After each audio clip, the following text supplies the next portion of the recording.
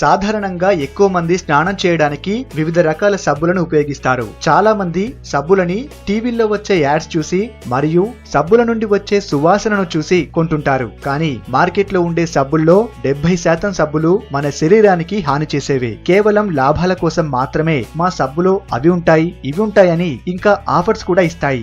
సబ్బుల యొక్క నాణ్యతను నిర్ణయించడానికి TFM అనే పదం ఉపయోగపడుతుంది. మీరు వాడుతున్న సబ్బు ప్యాకింగ్ ను ఒక్కసారి సరిగ్గా గమనించండి. దానిపై TFM 70%, 67%, 82% అని రాసుంటుంది. అదే సబ్బు నాణ్యతను ధృవీకరిస్తుంది. అసలు TFM అంటే ఏంటి?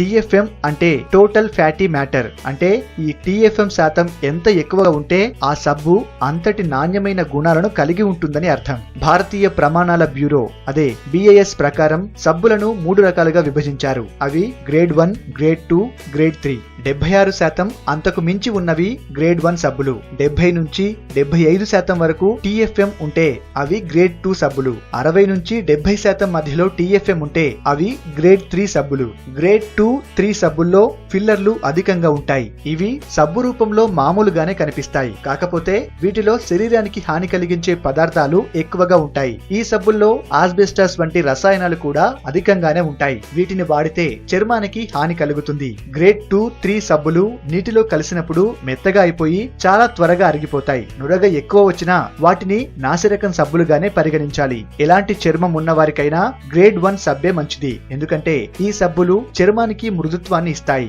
దీంతో పాటు అధిక శుభ్రతను కలుగజేస్తాయి. అదనపు కెమికల్స్ లేకుండానే సువాసనను అందిస్తాయి. సో ఇప్పటి నుండి సబ్బుల యాడ్స్ ని లేదా సువాసనని కాకుండా సబ్బు ప్యాకెట్ పై ఉన్న TFM శాతాన్ని చూసి కొనండి.